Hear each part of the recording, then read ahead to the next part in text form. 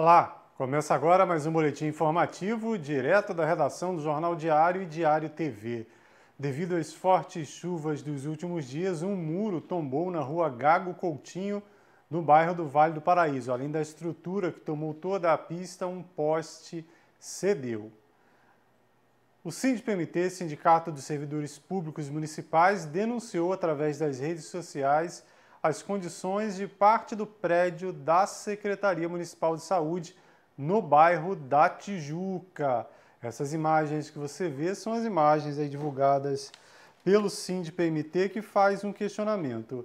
Informa que o servidor é obrigado a fazer a perícia, é atendido no setor de saúde mental e se depara com essa condição do prédio. Ainda segundo o SINDPMT, já foi feito um movimento para tirar o pessoal desse setor. Na ocasião, segundo eles, o prefeito apresentou um projeto junto com a Secretaria de Obras, onde tudo seria reformado, mas nada foi feito. O SINDPMT também destaca que foi retirada a vigilância sanitária, mas os outros setores foram mantidos nesse local insalubre, né? Bem, as imagens são bem fortes, né? Você vê aí as condições do prédio, né? Das paredes, também muita coisa amontoada, né? Objetos que tecnicamente não são mais utilizados aí pela Secretaria de Saúde, e chama muita atenção. Nós cobramos um posicionamento do setor da Secretaria de Saúde através da assessoria de comunicação da Prefeitura, mas até a entrada desse boletim informativo, nenhuma nota foi encaminhada para a nossa redação.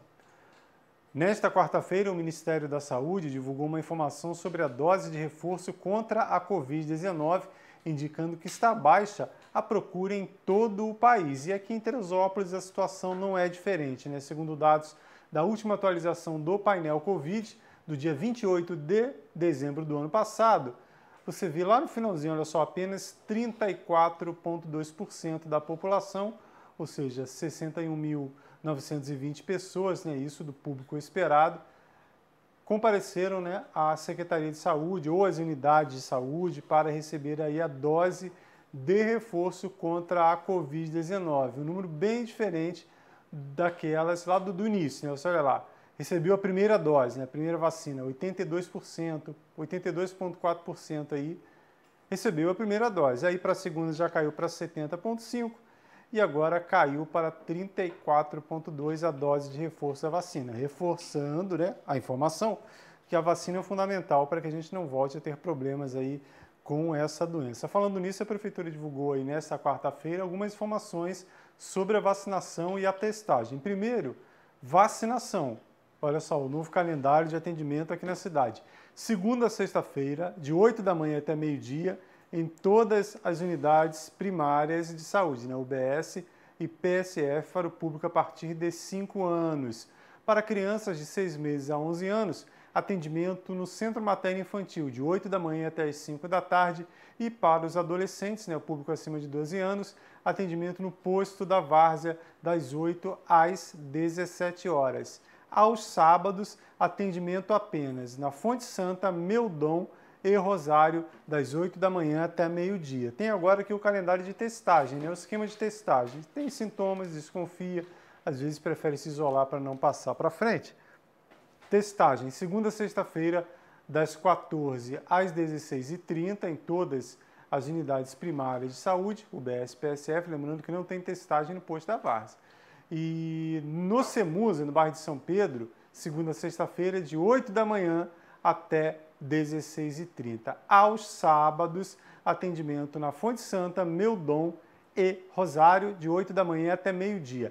Em casos mais graves, geralmente as pessoas que não receberam a vacina, nenhuma dose da vacina, né, acabam desenvolvendo aí as situações mais graves da Covid, a testagem pode ser feita na UPA, no Eitel Abdala, popular Tirodor, no bairro de São Pedro, e o SPA Bom Sucesso.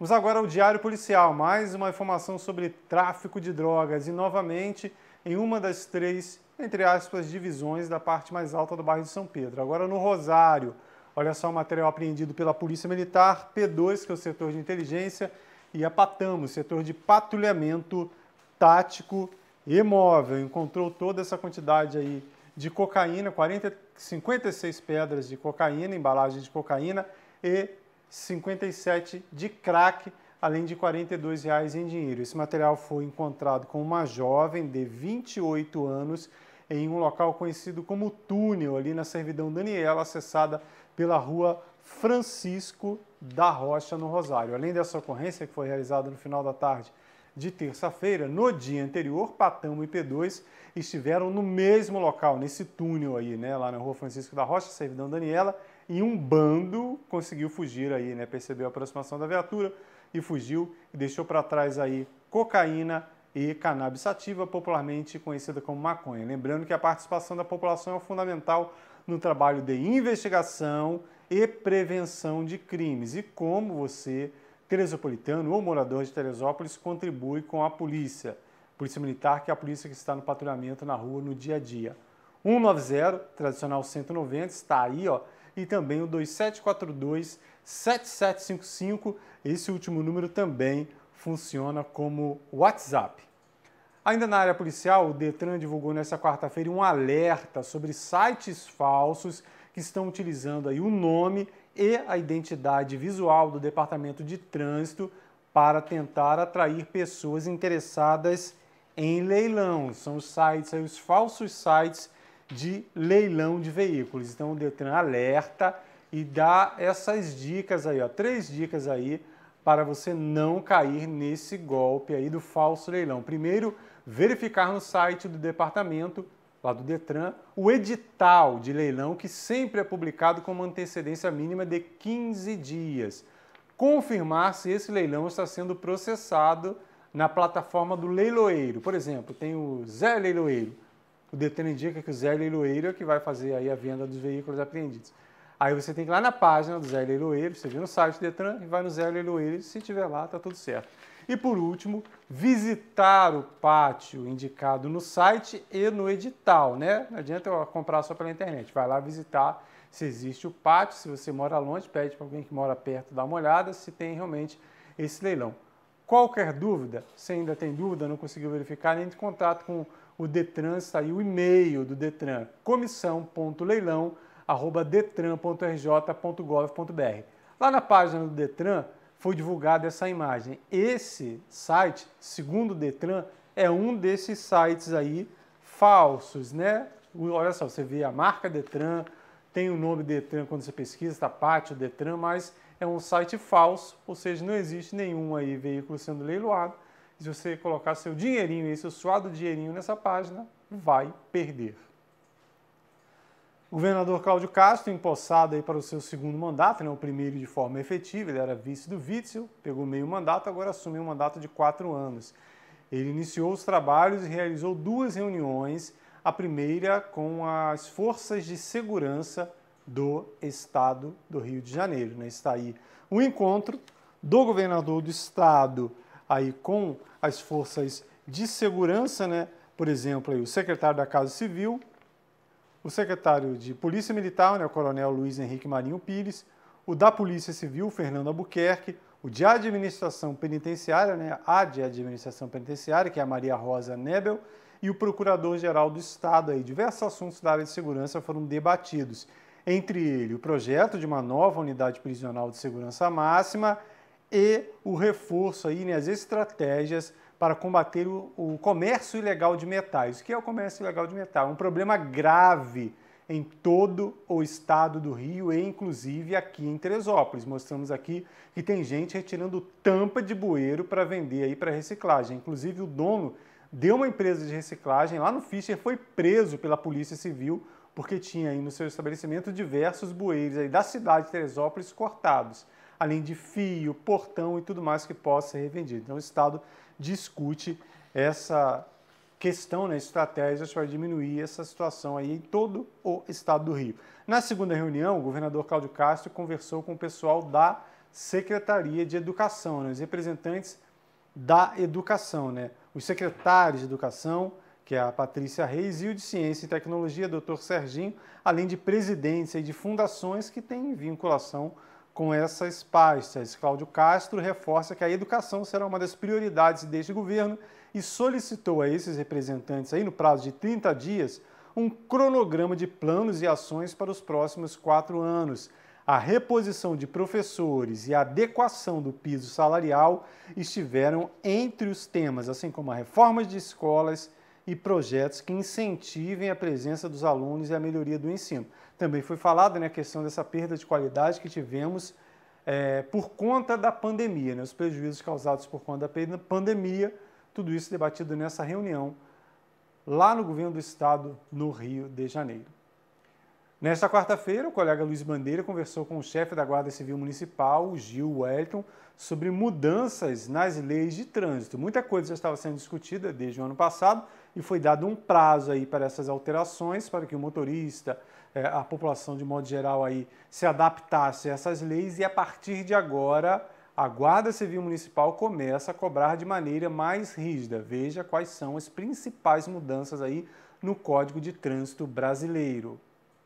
2023 começou com várias mudanças no Código de Trânsito brasileiro. Mudanças essas que foram aprovadas em 2021 e que já começaram a valer na segunda-feira, dia 2 de janeiro. E o motorista precisa ficar muito atento para garantir que não esteja cometendo nenhuma infração, evitando assim pontos na carteira e também as multas.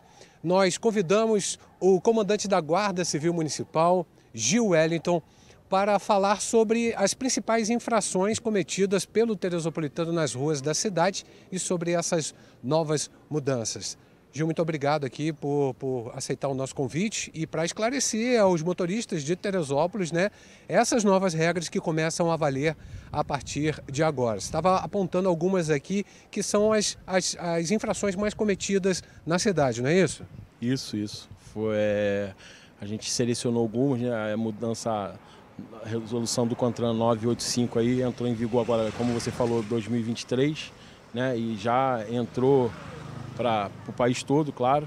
E aí a gente selecionou, são várias mudanças, a gente selecionou mais o que a gente utiliza, as infrações aqui acontecendo dentro do nosso município. Bom, você estava falando principalmente na questão da carteira de habilitação, né? Se o condutor de um carro, de uma moto, for parado e se o documento dele tiver irregular, a carteira de habilitação, a gente já sabe, não pode ser recolhida, mas ele tem uma nova regra para ele cumprir, né? Com essa nova resolução, ela não pode, né? Ela é do proprietário, porém ele tem 30 dias, né, depois que venceu para sua regulamentação no Detran novamente, e caso ele for pego fora desse prazo, ele vai ser, como sempre, né, chamar um habilitado para retirar o carro do local que ele foi parado, para estacionar no local o problema ali. Caso ele não esteja ali, infelizmente o carro vai ser removido para o depósito, porém a habilitação não é mais recolhida, fica com ele. Você estava explicando também que agora tem uma condição que o agente de trânsito ele pode anotar uma infração de trânsito, ou seja, ele pode multar um condutor de veículo mesmo sem parar o veículo, não é isso? Se ele estiver cometendo uma infração, evidentemente. Isso aí nós ganhamos dos dois lados, né? Nós somos hoje habilitados tanto pelo Estado, tanto dentro do município, as infrações do Estado e do município, e hoje o município ganha também no nosso talão, que a gente vê muitos motociclistas aí andando de chinelo, e esse tipo de notificações ele teria que ser abordado para ser feito a notificação. E a nova resolução não. O agente viu o motociclista, né, em movimento na via, ele vai ser notificado e depois vai receber essa notificação em casa, sabendo, né, naquele horário, o local que ele passou ali, que estava de chinelo. E era um tipo de infração, como eu te falei, dentro do município, que a gente era um pouco amarrado, que não tinha como fazer, porque muitas das vezes a gente está no carro, alguma coisa, vem e não tem como parar. E aí agora, num deslocamento, ou um agente parado numa esquina, já poder anotar a placa e poder passar esse tipo de notificação, que não podia fazer. É importante frisar aqui que ele está dando o exemplo da questão do chinelo, que é proibido tanto dirigir carro quanto pilotar moto de chinelo. Essa é uma infração que as pessoas acabam cometendo, mas existem muitas outras. A questão, por exemplo, do celular, né? A gente vê motociclista digitando no celular e pilotando. O agente flagrando uma situação dessa, ele vai multar esse motociclista ou esse motorista, né? Então, vou dar até outro exemplo. A parte do celular, ela já é autorizada, né? Ele não precisa ser abordado, a gente identifica, ele é notificado. Mas outra coisa essas motos aí com retrovisor diferenciado, né? A gente identificou isso, antes teria que parar também, não precisa mais. Cano, né? Cano de descarga que a gente tinha que parar, não. Ele identificou que o cano é barulhento, essas coisas, ele pode notificar diretamente, sem ter a abordagem do condutor. Bom, é sempre importante frisar que o motorista ou motociclista, eles têm a responsabilidade de conduzir dentro do Código de Trânsito brasileiro. Nas abordagens, Gil, na hora de uma operação que a Guarda Civil Municipal costuma fazer, em parceria com a Polícia Militar, tem regras diferentes também, né? Além da documentação que é verificada, se for, você estava explicando, se for encontrada uma infração ou alguma coisa variada no veículo, ele vai receber 30 dias para consertar isso aí, não é isso? Sim. Tem algumas notificações que o CONTRAN, ele determinou que você notifica, mas não pode ser removido para o depósito, né? E aí ele tem o prazo para ir no Detran, mas aí ficou solto. Agora não, o Detran identificou de que forma? Passou as plataformas hoje de bloqueio da licença anual, né? Então, vamos dar um exemplo aqui. Eu parei uma moto aqui que é com um cano esportivo, né, com os retrovisores todos fora do padrão, mas ela está com documento em dia e o motorista é habilitado, né? O condutor ali é habilitado. O que vai acontecer? Essa moto não vai para o depósito, frisando, essa moto está em dia e o condutor está em dia, então ela não vai para o depósito, porém, se ele tiver com um papel porque assim, eles botaram aqui no estado do Rio, é muito digital, mas tem outros estados que ainda não funciona assim. E pode ser que na blitz a gente para pessoas de outros estados, então, frisando bem isso. Pode ser que tenha o documento, esse documento vai ficar retido com a gente, ou se for o digital, a gente tem um aplicativo para bloquear, ele vai parar em outra blitz, não vai conseguir, né? Então esse carro, vamos dar um exemplo assim, esse carro recebeu aí dentro de prazo de 10 dias para aparecer no Detran e se regulamentar. Ele tem que ir. Dentro desses 10 dias, ele não pode estar conduzindo esse carro, porque se ele for parado de novo, ele não vai conseguir mostrar que o carro dele está em dia e vai dar pendência que ele está com pendência para chegar ao Detran. Aí, se acontecer isso de novo, aí a moto dele é removida para o depósito. É sempre muito importante frisar, a gente já falou aqui, e que o motorista e o motociclista são responsáveis por pilotar, por dirigir o seu veículo dentro do Código Brasileiro de Trânsito. Então, informe-se, procure saber quais são essas novas regras e continue andando dentro da lei. Essas e outras notícias você vê também em nosso site, que é o netdiario.com.br. Qualquer novidade, atualização, antes de um próximo boletim informativo, veja também na barrinha de notícias da Diário TV e rapidamente nas nossas redes sociais, que são o Facebook e o Instagram. Lembrando também que temos o canal no YouTube. Você que acompanha a nossa programação por aí, faça lá a sua inscrição e fique sempre bem informado. Até breve!